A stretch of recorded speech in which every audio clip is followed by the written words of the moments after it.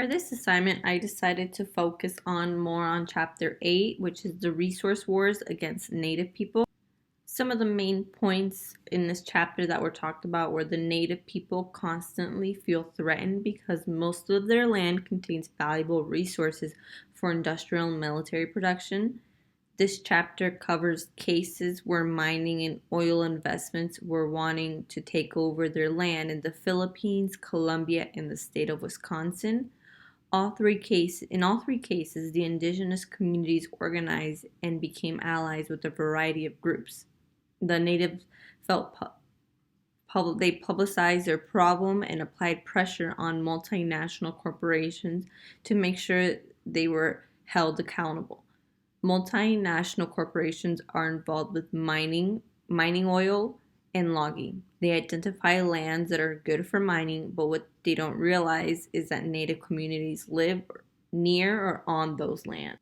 According to the quest for environmental justice, the invasion of the resource frontiers by multinational corporations and states have results in the systematic displacement, disposition, and in some cases, destruction of Native communities.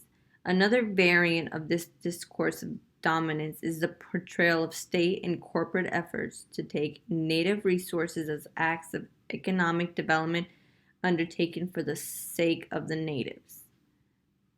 The state/country only believe in rising their economy and could care less if that means taking over Native lands.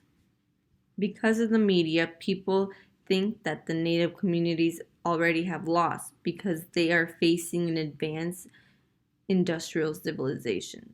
This process makes the Natives community feel worthless and inferior, while some people usually call this process modernization, but according to the book, it should be more accurately called developmental genocide.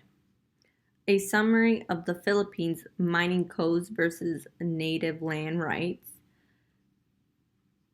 In 1995, Philippine President Fidel Ramos signed a law that gave away a quarter of the country's land to multinational corporation.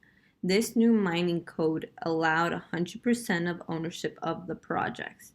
This new code also lowered environmental standards by allowing increased open pit mining. The tribal people living near this land were angry because how fast the law was passed. The tribal people have been working over 10 years for some kind of ancestral daemon law, which gives them ownership and rights to their own land, but the same Congress who passed the Mining Act of 1995 denied their law. The mining companies decided to use a technique in which would be cost effective for the mining companies, but it would ruin the land of the local people. Their land and water would be consumed with silt and toxic discharges from the millions of tons of tailings left over. A summary of Colombia and oil and violence. According to the Latin American Association for Human Rights, it estimated that half of the Colombians' native people face annihilation from violence associated with land invasion, oil production, and mega developments. A quarter of Colombia's territory is known to indigenous territory legally, and most of the land contains a large part of the country's oil reserves.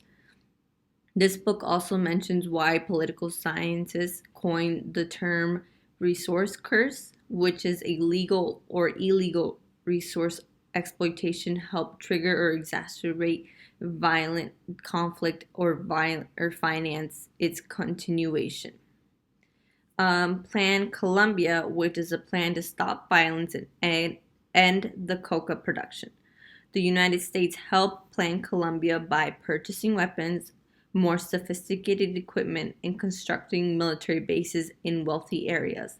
The way they plan to eradicate Colombia's coca problem is by contaminating the environment, rivers, and areas of cultivation. Because of Plan Colombia, it is common that the first group of the drug war are the Native communities who resist to give up their land to drill for oil.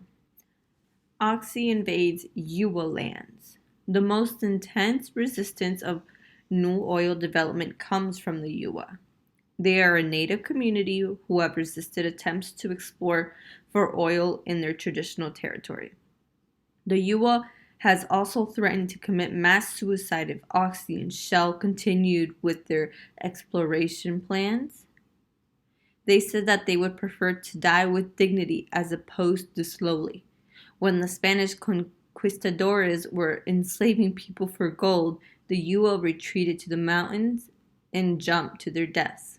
The Yuwa have turned to both national and international law to preserve their land from oil exploitation, and according to the Constitutional Court, the court cites these rights in ruling that the Yuwa must be fully consulted before the government could approve a project.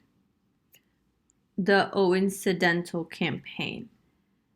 After the death of the international indigenous rights activist Terence Freitas, Ingrid Washingwatok, and Leah Ann Gay, the attention shifted to the Yuwa people's struggle. They were murdered by guerrillas from the Revolutionary Armed Forces in Colombia in March 1999. The International Week of Action for Yuwa. This included protests, press events, and the appearance of the Yuwa leader at the Oxy's annual shareholders meeting. This caused Oxy to return to the Colombian government the controversial Siriri oil block. The U.S. Defense Working Group, in which a coalition of non-governmental, environmental, human rights, and native right organizations coordinated. Others have tried to control the lands of the Yuwa, but they have been reminded that they will never negotiate or sell their Mother Earth. Wisconsin, USA. Native resistance to multinational mining corporation. This case is different from the cases mentioned before. The United States brought to existence a legal structure that can be and have been used by Native people to assert tribal sovereignty over land and natural resources to oppose destructive mining objectives. Sokoano Ojibwa Nation. Exxon Corporation. Exxon corporations have tried multiple times to begin projects on or near the Mole Lake Ojibwe, Memoni, Potawatomi, and Mokina nations. Eventually, nothing happened. Since the first Exxon proposal of the mine, the nations have opened up casinos, causing them to generate income that allowed them to fight against mining companies in courts and areas of public opinion. Because of their determination, they resisted unwanted mining and development that later developed a multiracial anti-mining movement that can provide a model not only to environmental alliances, but to grassroots education and organizing campaigns that operate without large staffs and funding proposals. This showed how imagination and community can outfox the world. Largest multinational corporations. The Mole Lake Ojibwe and the wild rice.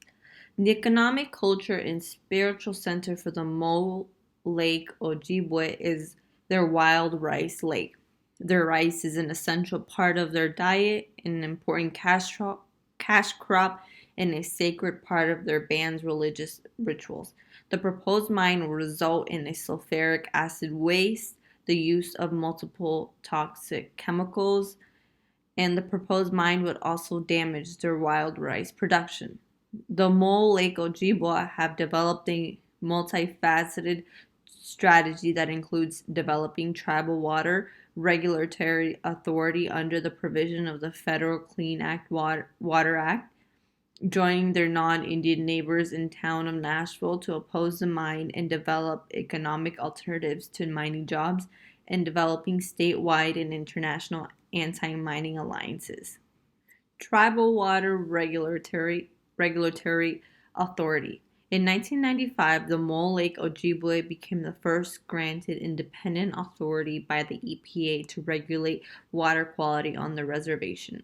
In 1999, the U.S. court in Milwaukee dismissed the Wisconsin lawsuit and upheld the tribe's right to establish water quality standards to protect its wild rice beds. This decision allowed the tribe to designate their 11,000 acres as Class 1, the highest air quality designation possible.